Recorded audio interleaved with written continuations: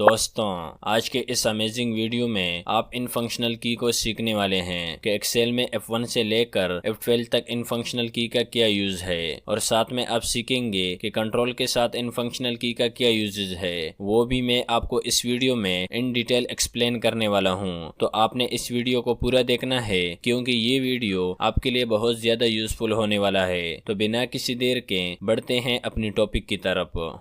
यहाँ पे सबसे पहला जो फंक्शनल की है वो F1 है। F1 बेसिकली यूज होता है हेल्प कमांड को एक्टिवेट करने के लिए। हेल्प कमांड एक्सेल आपको अपनी तरफ से प्रोवाइड करता है कि अगर आपको किसी भी ऑप्शन में प्रॉब्लम आ रहा है, यानी उस ऑप्शन का यूज किया है, शॉर्टकट किया है, तो उसके लिए आप इस हेल्प कमांड का यूज कर सकते हो। जैसे फर्ज कर लेते हैं कि हमें ये मालूम करना है कि ये जो कंडीशनल फॉर्मेट है इसका क्या यूज है, तो आपको यहाँ टाइप करना है कंडीशनल फॉर्मेटिंग। तो जैसे ही आप कंडीशनल फॉर्मेट सर्च करते हैं तो कंडीशन फॉर्मेट से रिलेटेड एक आर्टिकल इसने निकाल कर दे दी। क्या यूजेस है, क्या टर्म है, वो सारी चीजें इसने निकाल कर दे दी। अब इसी F1 की को अगर हम कंट्रोल के साथ यूज करें तो क्या होगा। ये जो रिबन यहाँ पे आ रहा है, अगर इसी रिबन को आपने हाइड करना है या फिर ये हाइड है और आप इसको शो करना चाहते हैं, तो इसी के लिए आप कंट्रोल के साथ F1 की का यूज करेंगे। जैसे मुझे ये रिबन को हाइड करना है तो कंट्रोल के साथ F1 प्रेस करना है, तो ये रिबन हाइड हो चुके हैं। अगर इसी रिबन को दोबारा से शो कराना है तो अगेन कंट्रोल के साथ F1 को प्रेस करना है, तो ये रिबन दोबारा से शो हो जाएंगे। अब यहाँ पे जो दूसरा फंक्शनल की है वो F2 है। F2 का यूज किसी भी सेल को एडिट करने के लिए किया जाता है। नॉर्मली आप देखोगे कि जब भी हम किसी सेल को एडिट करते हैं तो एडिट मोड ऑन किए बगैर हम कुछ भी टाइप करते हैं तो वो डेटा डिलीट हो जाता है। तो इसी के लिए यानी एडिट इन द सेल के लिए हम F2 की का यूज करेंगे। F2 की प्रेस करने से ये कर्सर सेल के अंदर आ चुका है। अब आप आसानी से इसको एडिट कर सकते हैं। तो सेल को एडिट मोड ऑन करने के लिए F2 की का यूज किया जाता है। इसी तरह से अगर हम कंट्रोल के साथ F2 की का यूज देखें तो इससे प्रिंट प्रीव्यू ओपन हो जाता है। अब जैसे ये डेटा है मेरे पास, अब मुझे ये देखना है कि ये डेटा कैसा प्रिंट होगा, तो आपने कंट्रोल के साथ F2 को प्रेस करना है, तो प्रिंट प्रीव्यू आपके सामने ओपन होके आ जाएगा। तो कंट्रोल के साथ F2 फंक्शनल की का यूज प्रिंट प्रीव्यू देखने के लिए किया जाता है। अब नेक्स्ट फंक्शनल की है F3। F3 का यूज पेस्ट नेम के लिए किया जाता है, यानी किसी भी फार्मूला में रेंज को पेस्ट करने के लिए इसका यूज किया जाता है। जैसे मिसाल के तौर पर आप VLOOKUP का फार्मूला यूज करते हैं और उसमें आपको बार बार टेबल को सेलेक्ट करना पड़ता है, तो वहां पर रेंज को सेलेक्ट करने के लिए आप F3 को यूज कर सकते हैं। जैसा कि मैं आपको प्रैक्टिकली समझाता हूँ कि ये एक डेटा है हमारे पास, मैंने इसको सेलेक्ट किया और यहाँ पर इसको एक नाम देता हूँ ब्रिलियंट और एंटर करना है। अब इस टेबल का नाम है ब्रिलियंट। अब अगर मैं कोई फार्मूला टाइप करता हूँ, जैसा कि मैं VLOOKUP का फार्मूला टाइप करता हूँ, VLOOKUP लुकअप वैल्यू, इस सेल को सेलेक्ट किया और अब टेबल एरे में मुझे इस पूरे डेटा को सेलेक्ट करना है, तो मैं यहाँ पे F3 प्रेस करूंगा तो पेस्ट नेम का बॉक्स हमारे पास आ जाएगा। अब आपने यहाँ से वो नाम सेलेक्ट करना है जो आपने इस डेटा को दिया है, ब्रिलियंट।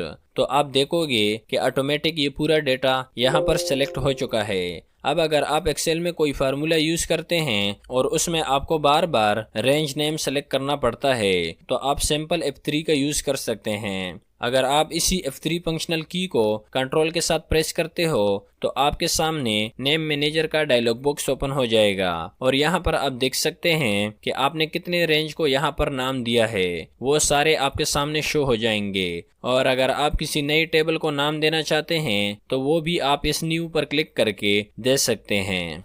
अब नेक्स्ट फंक्शनल की है F4। एक्सेल में F4 फंक्शनल की बहुत कमाल का शॉर्टकट है और इसका यूज है रिपीट लास्ट एक्शन। अब जैसे फर्ज कर मैं इस सेल को सेलेक्ट करके यहाँ से बोल्ड करता हूँ, तो अभी मेरा लास्ट एक्शन ये बोल्ड हो गया। तो अभी मुझे इस सेल को भी बोल्ड करना है, तो मैं इसको सेलेक्ट करके F4 प्रेस करता हूँ तो ये बोल्ड हो चुका है, यानी कि लास्ट एक्शन रिपीट हो चुका है। इसी तरह से यहाँ पर मैं एक रो को इंसर्ट करता हूँ, राइट क्लिक करके इंसर्ट पर क्लिक किया तो ये रो इंसर्ट हो गया। अब मुझे एक और रो को इंसर्ट करना है, तो मैं सिंपल F4 प्रेस करूंगा, तो ये रो इंसर्ट हो चुका है। और अगर आप F4 को कंट्रोल के साथ यूज करेंगे तो आपने जो फाइल ओपन करी है उसे क्लोज कर सकते हो। अगर मैं कंट्रोल के साथ F4 को प्रेस करता हूँ तो ये हमारे पास पॉपअप आ जाएगा कि क्या आप इस फाइल को सेव करना चाहते हैं, तो मैं इसको यहाँ से फिलहाल कैंसिल कर देता हूँ।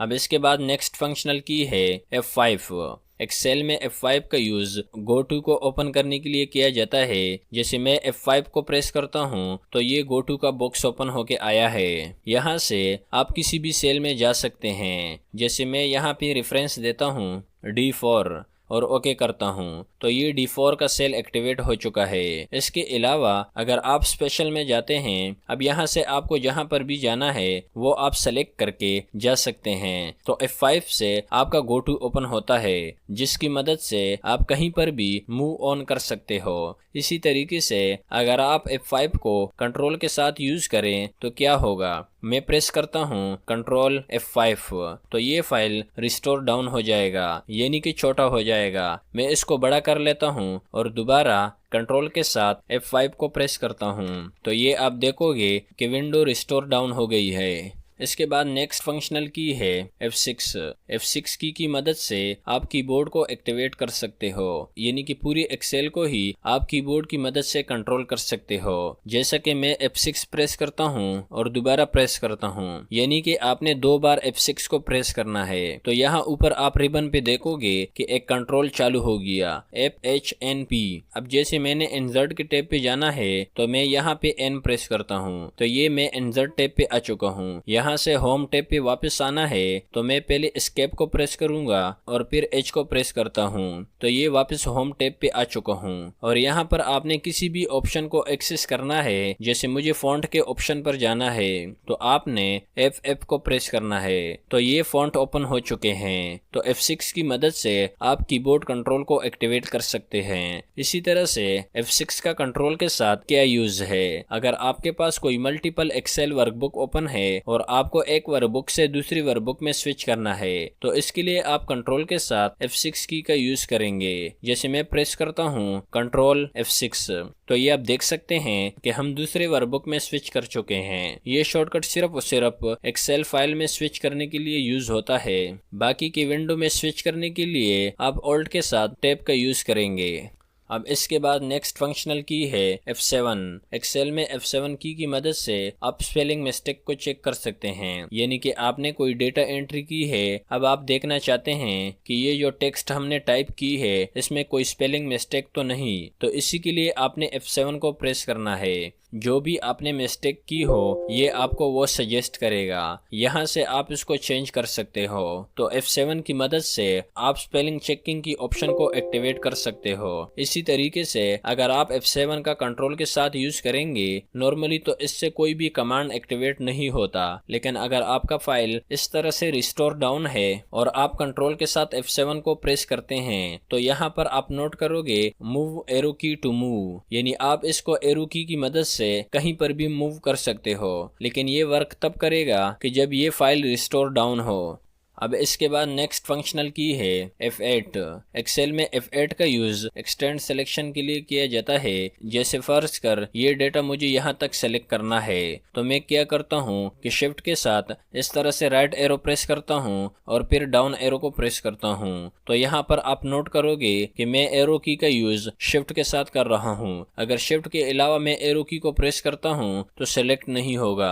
तो इसी के लिए F8 का यूज किया जाता है कि जहाँ से आपने डेटा को सेलेक्ट किया, अब आपने F8 को प्रेस किया, ये एक्सटेंड सिलेक्शन लग चुका है। अब आप इसका किसी भी तरफ सिलेक्शन ले सकते हैं, आपको शिफ्ट प्रेस रखने की जरूरत नहीं। इसका यूज लॉन्ग डेटा में ज्यादा किया जाता है। जैसे फर्ज कर आपको यहाँ से यहाँ तक सिलेक्शन लेनी है, तो आपने इस सेल पर क्लिक करके F8 को प्रेस करना है। अब जहाँ तक आपने सिलेक्शन लेनी है वहां पर आपको क्लिक करना है, तो ये पूरा सिलेक्ट हो चुका है। इसी तरह से अगर आप F8 को कंट्रोल के साथ यूज करोगे तो ये रिस्टोर डाउन फाइल को रिसाइज करता है। जैसे मैं इस फाइल को यहाँ से रिस्टोर डाउन करता हूँ। अब मैं कंट्रोल के साथ F8 को प्रेस करता हूँ तो आप देखोगे कि माउस कर्सर होल्ड हो चुका है। अब एरो की मदद से आप इस फाइल को रिसाइज कर सकते हैं, यानी छोटा बड़ा कर सकते हैं।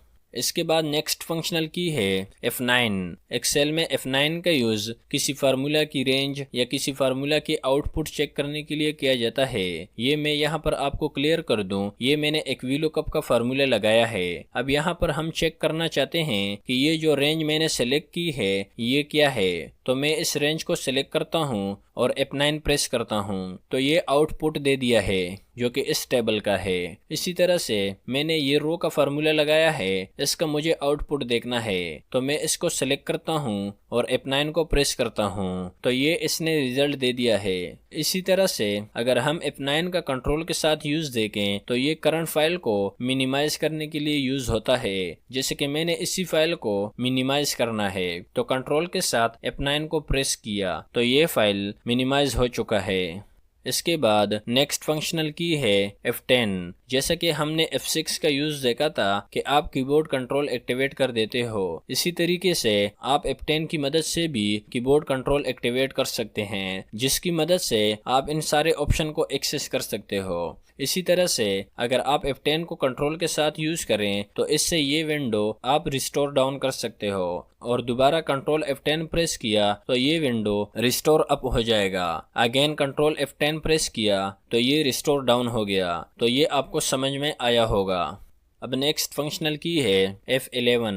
F11 की मदद से एक नई शीट पे प्रॉपर चार्ट क्रिएट होके आ जाती है। अब जैसे ये हमारा एक डेटा है, हम इसे सेलेक्ट करते हैं। सेलेक्ट करने के बाद F11 को प्रेस करते हैं। प्रेस करते ही बिल्कुल एक अलग शीट पे एक चार्ट क्रिएट होके आ गया। इसी तरह से अगर आप कंट्रोल के साथ F11 को प्रेस करते हैं तो यहाँ पर एक नई शीट आ जाती है। जैसे मैं प्रेस करता हूँ कंट्रोल प्लस F11 तो ये एक नई शीट हमारे पास आ चुकी है। इसके बाद है लास्ट फंक्शनल की जो कि F12 है।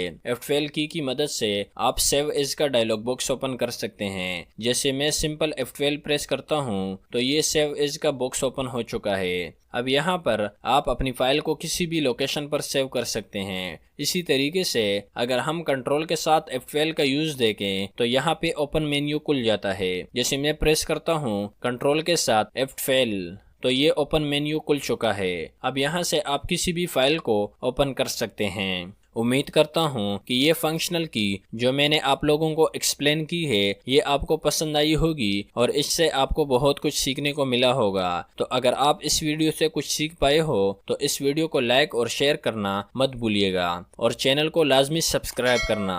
मिलते हैं एक नई वीडियो के साथ। अल्लाह हाफ़िज़।